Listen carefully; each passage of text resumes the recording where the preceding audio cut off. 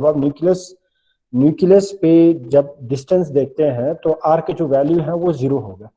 तो आर का जब आपका वैल्यू जीरो होगा इट मीन्स कि आपका न्यूक्लियस है और न्यूक्लियस पे इलेक्ट्रॉन की जो प्रोबेबिलिटी है वो जीरो होती है। तो जब आप इस कर्व को देखेंगे तो यहाँ पे ये वाले जो पॉइंट हैं ये पॉइंट आपको न्यूक्लियस को रिप्रेजेंट करते हैं और इस पॉइंट पे आपके पास कोई भी इलेक्ट्रॉन की जो वेव है वो नहीं मिलती है।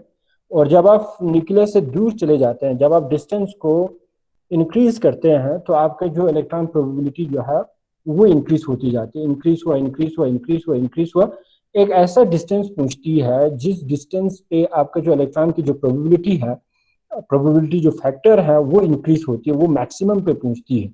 और फिर उसके बाद आप फर्दर जो डिस्टेंस है वो इंक्रीज करें तो आपके जो इलेक्ट्रॉन जो प्रोबेबिलिटी है वो फिर डिक्रीज होते हैं डिक्रीज होते हैं डिक्रीज होते हैं, एक ऐसा डिस्टेंस पहुंचती है, फिर उस डिस्टेंस पे आपका जो इलेक्ट्रॉन की प्रोबेबिलिटी जो है फाइंड होने की वो फिर से जीरो होती है।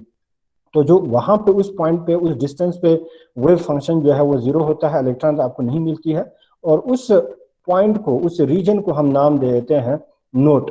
फिर इसके बाद आप फिर से फर्दर जब आप डिस्टेंस को इंक्रीज करते हैं तो हमारे पास फिर से इलेक्ट्रॉन की वेव इंक्रीज होती है एक मैक्सिमम पे पहुंचती है, फिर इसके बाद डिक्रीज हो जाती है। तो आपके पास इस तरीके से वेव की जो इलेक्ट्रॉन प्रोबेबिलिटी है वो डिस्टेंस के साथ चेंज होते जाते हैं। तो वही इलेक्ट्रॉन की जो प्रोबेबिलिटी चेंज होते हैं डिस्टेंस के साथ, उनको हम इस ग्राफ के जरिए रिप्रेजेंट करते हैं और इसी ग्राफ को हम नाम दे देते हैं रेडियल प्रोबेबिलिटी डिस्ट्रीब्यूशन कर्व। तो रेडियल प्रोबेबिलिटी डिस्ट्रीब्यूशन कर्व जो है हमें क्या बता देते हैं, it gives the probability of electrons, जो इलेक्ट्रॉन्स की जो प्रोबेबिलिटी है अराउंड द न्यूक्लियस वो किस तरीके से चेंज होता है विद द डिस्टेंस, डिस्टेंस के साथ आपका इलेक्ट्रॉन की प्रोबेबिलिटी, इलेक्ट्रॉन की जो वेव फंक्शन है वो कैसे चेंज होती है, वो हमें इजीली एक्सप्लेन कर पाते हैं through the radial probability distribution function. और जब आप इस राइट साइड पे जब आप इस डायग्राम को देखेंगे, कल भी हमने डिस्कस की, ये 1s ऑर्बिटल्स हैं, ये 2s ऑर्बिटल्स हैं, ये 3s ऑर्बिटल्स हैं। तो जितने भी हमारे पास न्यूक्लियस के सराउंडिंग में जब आप स्पेस को देखेंगे तो हमारे पास बहुत सारे डिफरेंट ऑर्बिटल्स होती है, डिफरेंट शेल्स होती है हमारे पास जनरली, और उस शेल में सब शेल्स होती है और उस सब शेल के अंदर हमारे पास ऑर्बिटल्स होती है और उन ऑर्बिटल्स में इलेक्ट्रॉन रहता है।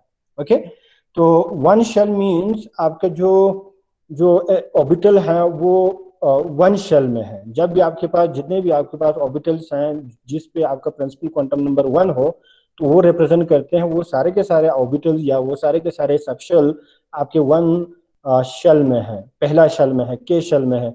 और जब आप 2s की तरफ चले जाते हैं तो 2s मीन्स सेकंड शेल हुआ और उस सेकंड शेल का s ऑर्बिटल हुई। और जब आप 3s ऑर्बिटल को 3s ऑर्बिटल की तरफ चले जाते हैं तो हमारे पास 3 सबशेल का s ऑर्बिटल्स हैं। तो जब आप इन इन इन इन डायग्राम को देखेंगे तो हमारे पास 1s ऑर्बिटल है, 2s ऑर्बिटल्स हैं, 3s ऑर्बिटल्स हैं। और 3s ऑर्बिटल के जो साइज है वो ज्यादा है, क्यों ज्यादा है, क्योंकि आपका जो डिस्टेंस है 3s ऑर्बिटल का न्यूक्लियस से वो ज्यादा है। तो जो रेडियस है, जो आर की जो वैल्यू है वो ज्यादा हो रही है, आपके जो इलेक्ट्रॉन है 3s का वो न्यूक्लियस से दूर है, इसी वजह से आपका जो 3s ऑर्बिटल की जो साइज है वो ज्यादा होती है।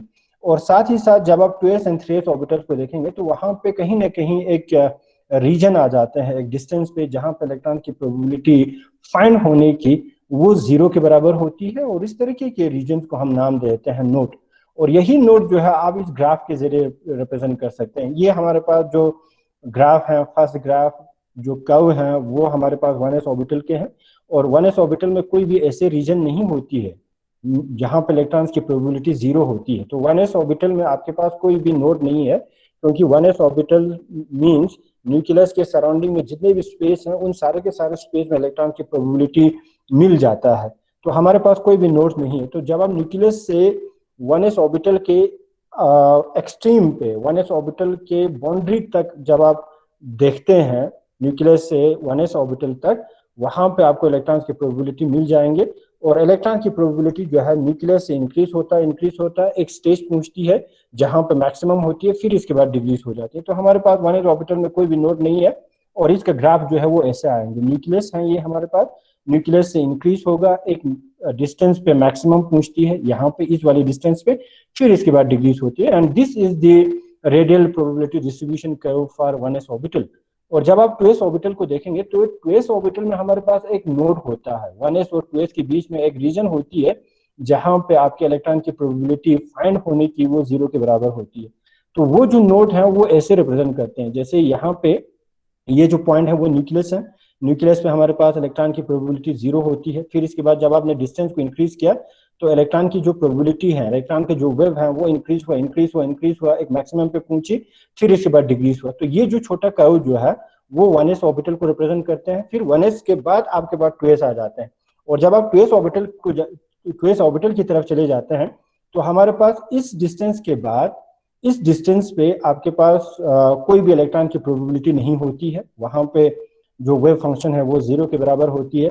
फिर इसके बाद अगर आप और डिस्टेंस इंक्रीज करते हैं up to the 2s orbital के बाउंड्री तक, ठीक है, 2 शेल के बाउंड्री तक जब आप डिस्टेंस को इंक्रीज करते हैं तो हमारे पास इलेक्ट्रॉन की जो वेव है वो इंक्रीज होता है, एक डिस्टेंस पे मैक्सिमम पहुंचती है, फिर इसके बाद डिक्रीज होती है।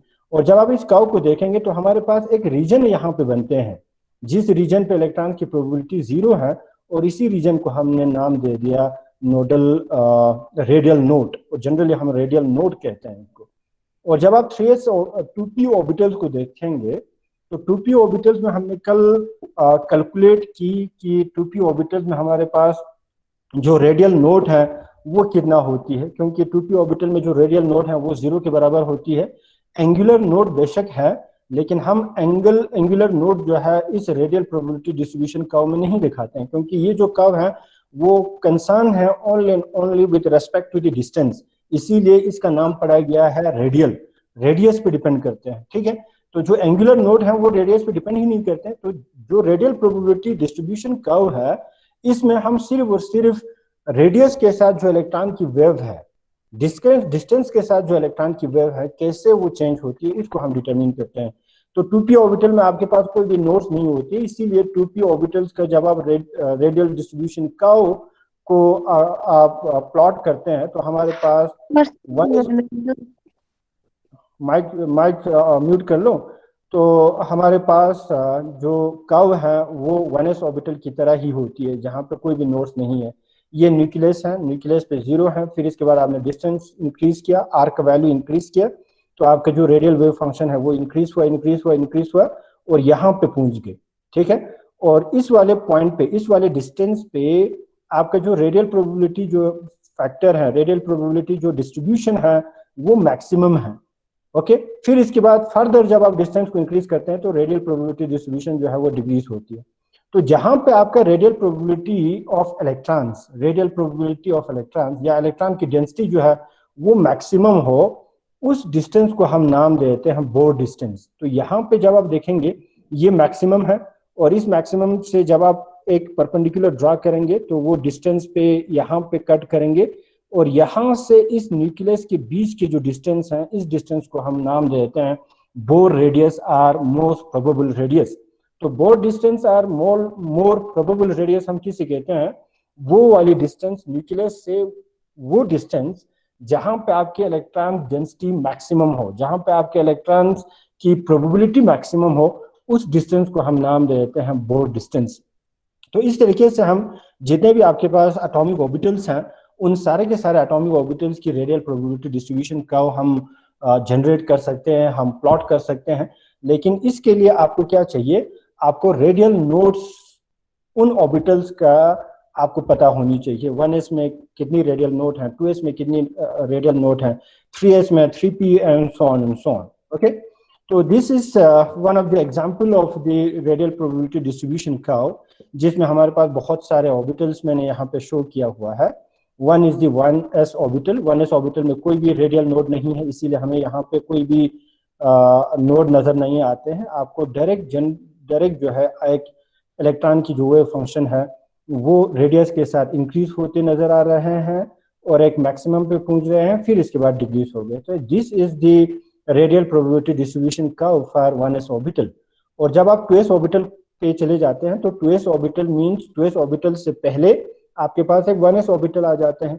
तो 1s ऑर्बिटल और 2s ऑर्बिटल के बीच में एक रीजन आ जाते हैं जहां पे इलेक्ट्रॉन की प्रोबेबिलिटी 0 हो, और वो वाली रीजन आप यहाँ से इस ग्राफ से रिप्रेजेंट कर सकते हैं। तो यहाँ पे न्यूक्लियस है जहाँ पे 0 शो कर रहे हैं, न्यूक्लियस से आप दूर जा रहे हैं, डिस्टेंस को आप इंक्रीज कर रहे हैं, तो रेडियल प्रोबेबिलिटी जो इलेक्ट्रॉन की जो डेंसिटी है, इलेक्ट्रॉन की जो फंक्शन है, इलेक्ट्रॉन की जो वेव फंक्शन है वो इंक्रीज हो रहा है, फिर मैक्सिमम पे पहुंची, फिर डिक्रीज हुआ, और फिर इसके बाद आप फर्दर रेडियस को इंक्रीज कर रहे हैं 2s तक, तो उसके बाद फिर से आपका जो वेव फंक्शन है वो इंक्रीज होगा, एक मैक्सिमम पे पहुंचेंगे, फिर इसके बाद डिक्रीज होंगे। ओके, तो यहाँ पे जब आप देखेंगे 2s ऑर्बिटल के रेडियल प्रोबेबिलिटी डिस्ट्रीब्यूशन कर्व को, तो हमारे पास एक ऐसा डिस्टेंस पहुंचती है जहां पे आपके जो इलेक्ट्रॉन की जो वेव है, इलेक्ट्रॉन की जो डेंसिटी है वो यहाँ पे 0 आ रहा है।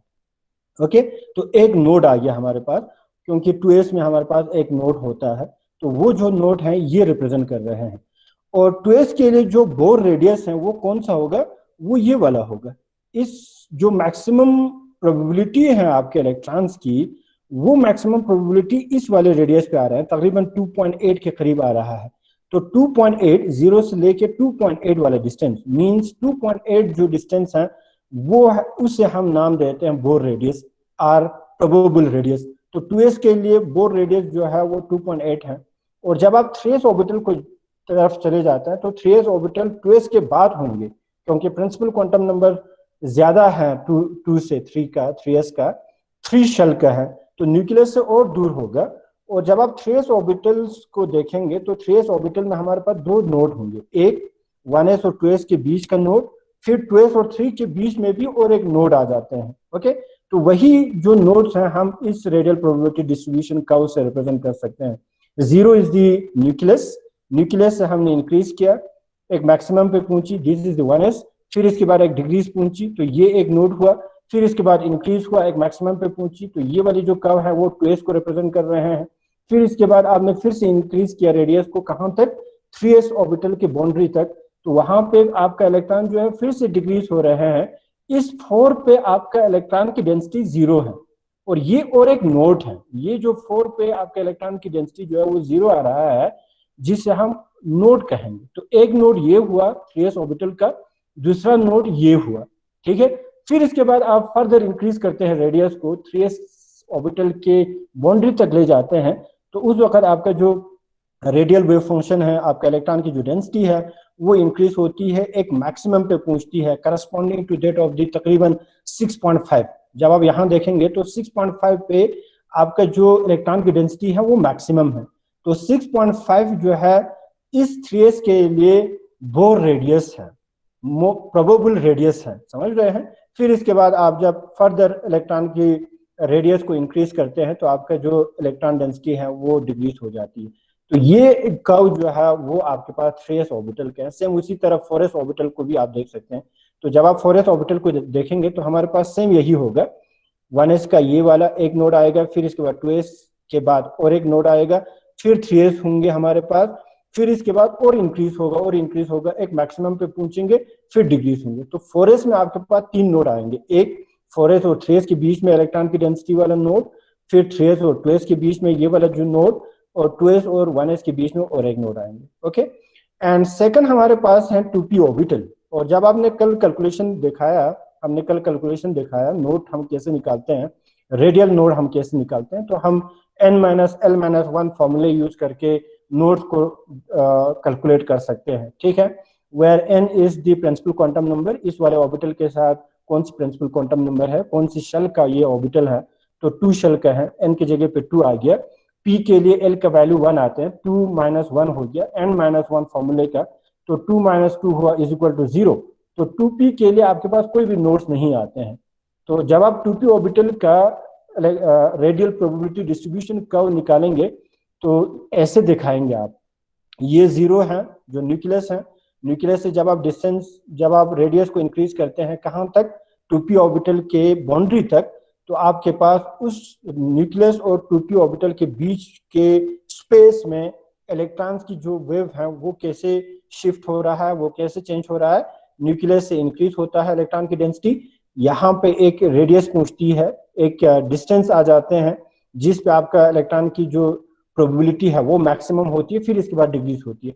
तो फॉर एग्जांपल ये आपका रेडियस है, तो रेडियस से 2p ऑर्बिटल के बीच के जो डिस्टेंस है स्पेस में, आपका जो इलेक्ट्रॉन की वेव जो है वो एक यूनिफॉर्म इलेक्ट्रॉन वेव नहीं होती है, बल्कि क्या होती है, न्यूक्लियस से यहाँ पे इलेक्ट्रॉन की वेव कम मिलेंगे आपको, फिर एक डिस्टेंस मिलेगा जहां पे इलेक्ट्रॉन की वेव प्रोबेबिलिटी होने की जो प्रोबेबिलिटी है वो मैक्सिमम होती है, फिर इसके बाद और डिक्रीज हो जाती है। तो जहां पे इलेक्ट्रॉन की प्रोबेबिलिटी मैक्सिमम हो, उसी प्रोबेबिलिटी वाले रीजन को हम नाम दे देते हैं ऑर्बिटल। तो ये जो रीजन है जहां पे इलेक्ट्रॉन की प्रोबेबिलिटी फाइंड होने की मैक्सिमम है, इसी रीजन को हम रिप्रेजेंट करते हैं 2p।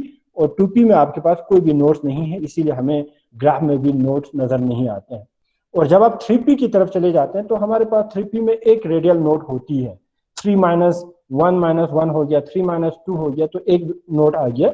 और वो एक नोट कैसे हम शो करेंगे, न्यूक्लियस पे 0 है, फिर इसके बाद इंक्रीज आपको दिखानी है, एक मैक्सिमम पूछेगा, ये वाली जो कर्व है वो 2p को रिप्रेजेंट करेंगे, क्योंकि आपका 2p के बाद 3p आ जाएंगे, ठीक है।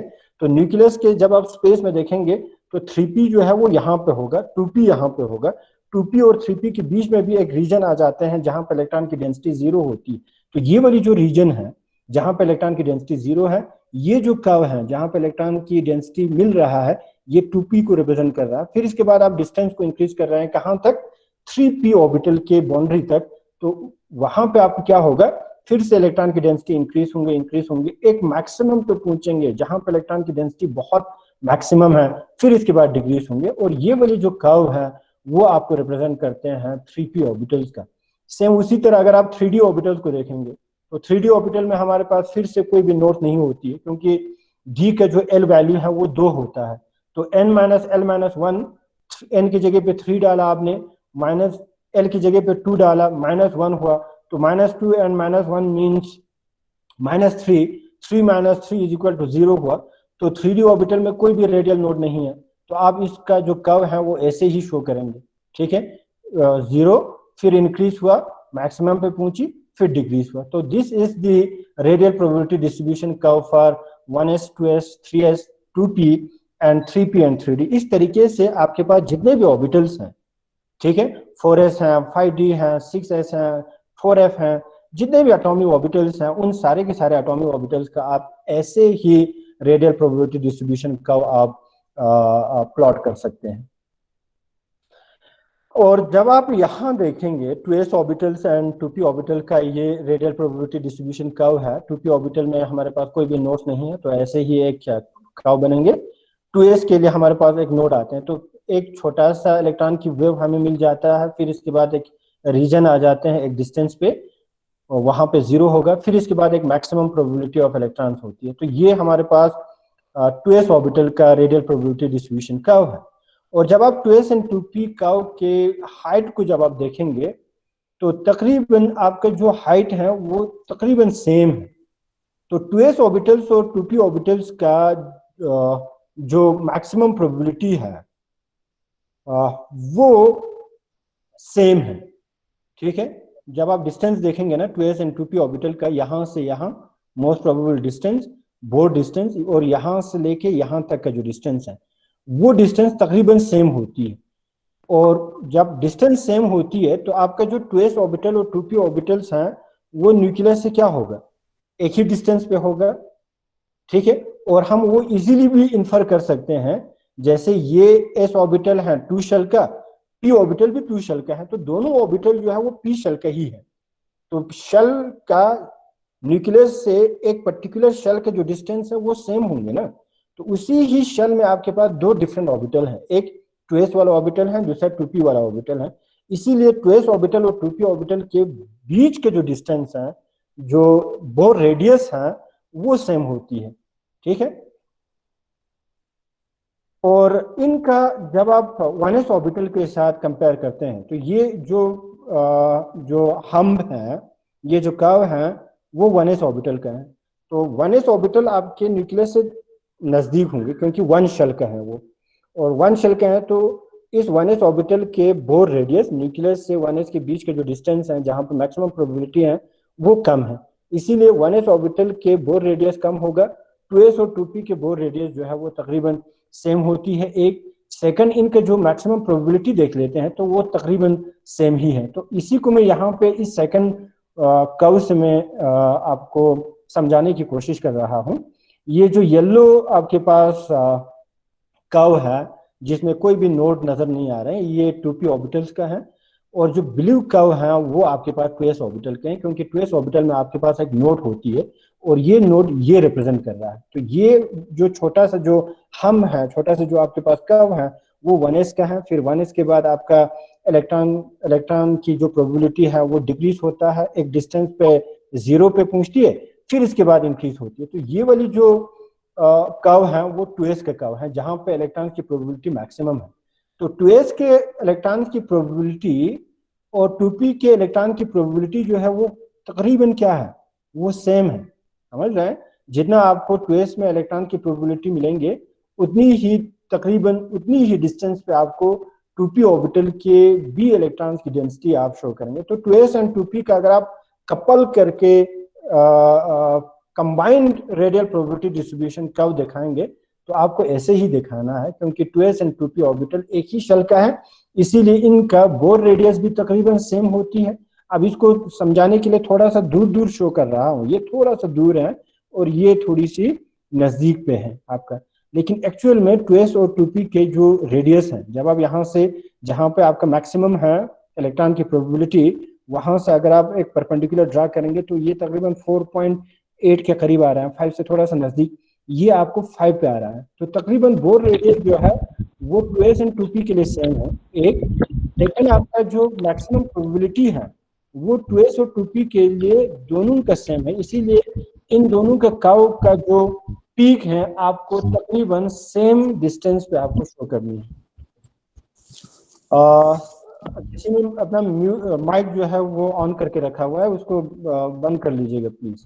ओके, एंड सेकंड अगर हम 3s and 3p and 3d orbitals का डिस्ट्रीब्यूशन कर्व देखते हैं तो S3 शेल, ये भी 3 शेल का है, ये भी 3 शेल का है, ठीक है। प्रिंसिपल क्वांटम नंबर 3 है और 3 शेल में हमारे पास 3 तरीके के सबशेल्स होती है, एक S सबशेल, दूसरा P सबशेल और D सबशेल। तो S, P और D के जो